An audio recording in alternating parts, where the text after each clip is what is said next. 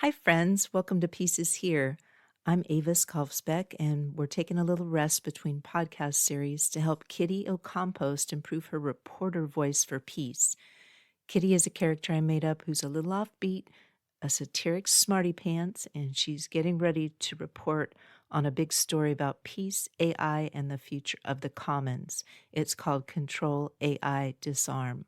At the end of these Kitty Reads episodes, and maybe longer, you'll also hear the Next Peacelands, a roll call of global armed conflicts and arms exports. If that's too much for today, it's okay to end early. But if you can stay, I hope you'll let it deepen your resolve for peace. As usual, you can find the words and books I make for peace at aviskalfsbeek.com, and podcast music is by the talented Javier Peque Rodriguez. Listen for the peace. Now over to Kitty. Well, hey there, darling. Today we're sitting with E.B. White, one of those rare writers who could take an everyday moment, tilt it just a little, and suddenly you're seeing the whole world sideways. Folks know him for Charlotte's Web, sure, but his essays? They wander, and they sneak up on you with a kind of honesty that doesn't need to raise its voice. The Door is one of his stranger pieces, part dream, part maze, part look at how a mind tries to make sense of things when the rules keep changing. It's funny in places, unsettling in others, and somehow still familiar, the way a half-remembered thought is familiar. We'll just read a portion today, enough to feel White's knack for bending reality without ever breaking it. Well, darling, I could open a thick old classic or the manual for the compost tumbler, and it'd still make a moment worth taking.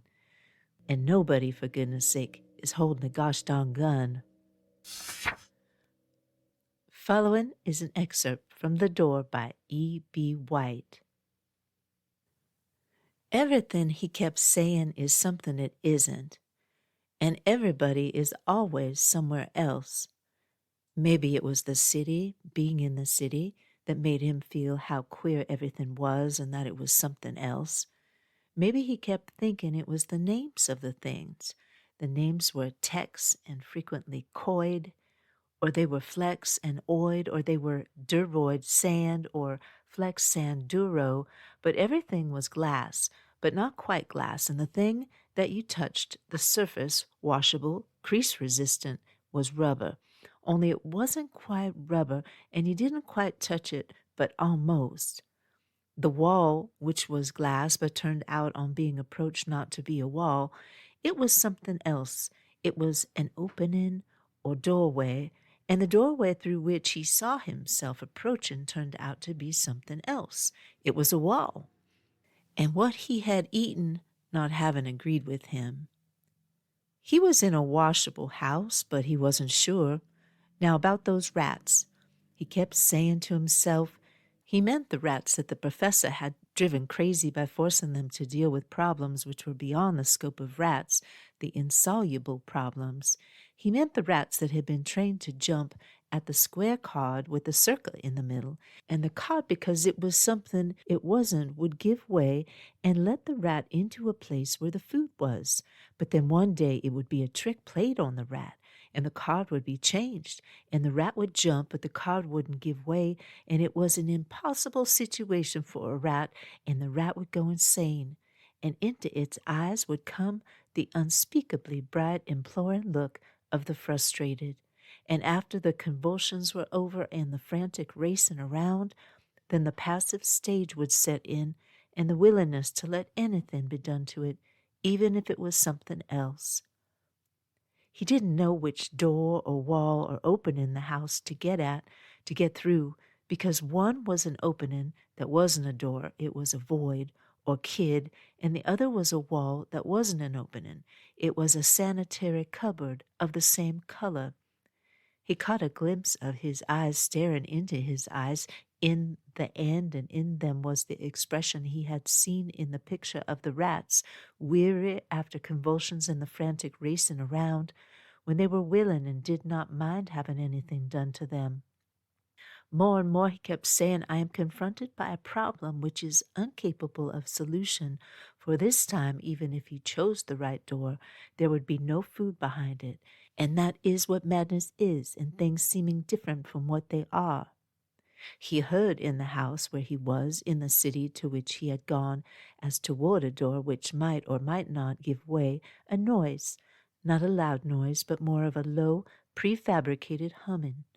It came from a place in the base of a wall or stat where the flue carrying the filterable air was, and not far from the mini piano, which was made of the same material nail brushes are made of, and which was under the stairs. This too has been tested, she said, pointing, but not at it, and found viable. It wasn't a loud noise, he kept thinking, sorry that he had seen his eyes, even though it was through his own eyes that he had seen them. First will come the convulsions, he said, then the exhaustion, then the willingness to let anything be done, and you better believe it will be.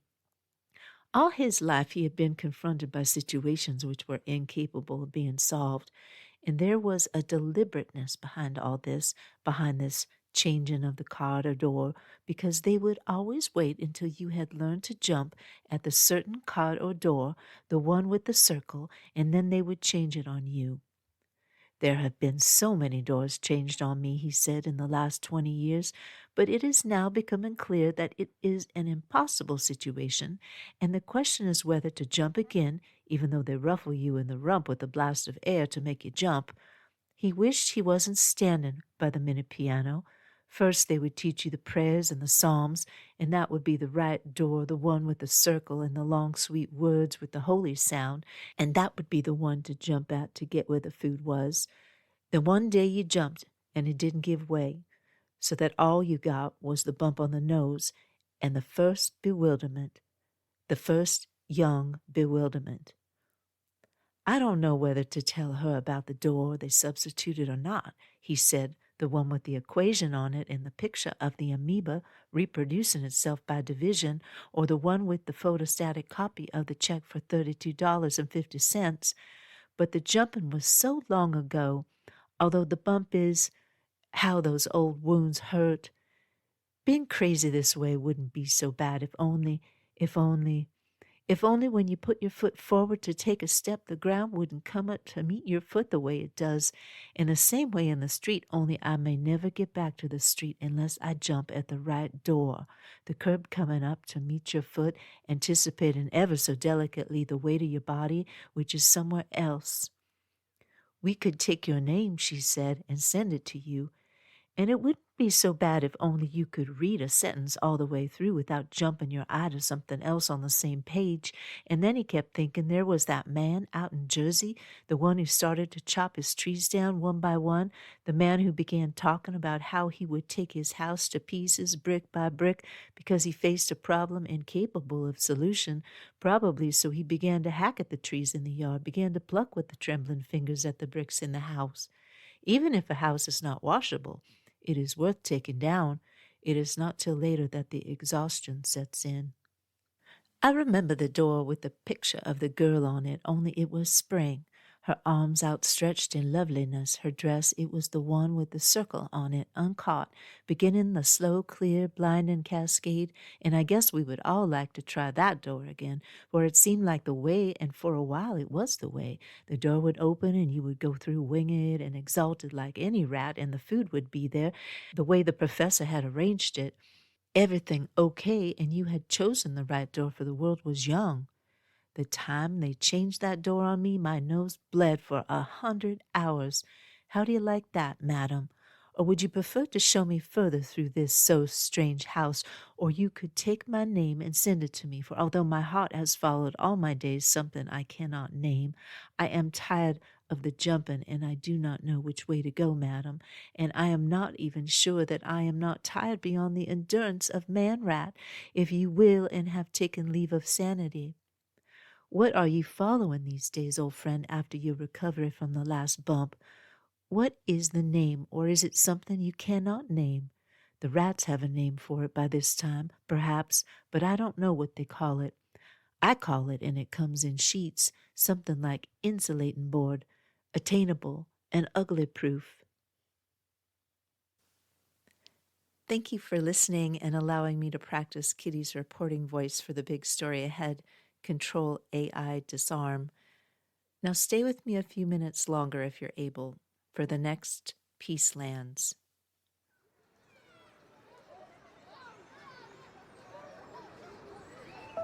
Podcasts usually have ads you fast forward through. This one doesn't. Instead, I invite you to pause here just for a few minutes and listen with an open heart, not to memorize the numbers, not to analyze the politics. As I read each conflict, I'll say aloud, "Peace is here." You're welcome to say it with me or just think it quietly. If you'd like to read, sing, or paint your own version of the next Peacelands, or tell me how to say peace is here in your language, I'd love to hear it. This is the next Peacelands. Not for doom and gloom, not for pity or sadness, we speak and we listen to these geographic locations of wars and the numbers of deaths of human souls to help put the great disarmament, the period in which we live now, and peace at the forefront of our daily consciousness and actions. Following are the major and minor armed conflicts, each with over 1,000 deaths in the current year, based on the data available as of December 2025. Russo-Ukrainian War since 2014, 400,000 cumulative fatalities, 69,177 deaths year-to-date. Peace is here. Arab-Israeli conflict since 1948, 263,000 cumulative fatalities, 25,100 deaths year-to-date. Peace is here. Sudanese conflicts since 2008, 1,400,000 cumulative fatalities, 19,867 deaths year-to-date. Peace is here. Islamist insurgencies in the Maghreb Sahel since 2002, 464,000 cumulative fatalities, 19,069 deaths year-to-date. Peace is here. Myanmar conflicts since 1948, 199,000 cumulative fatalities, 13,411 deaths year-to-date. Peace is here. Mexican drug war since 2006, 417,000 cumulative fatalities, 7,790 deaths year-to-date. Peace is here. Congolese conflicts since 1996, 211,600 cumulative fatalities, 6,860 deaths year-to-date. Peace is here. Ethiopian civil conflict since 2018, 610,000 cumulative fatalities, 5,563 deaths year-to-date. Peace is here. Somali civil war since 1991, over 1 million cumulative fatalities, 9,872 deaths year-to-date. Peace is here.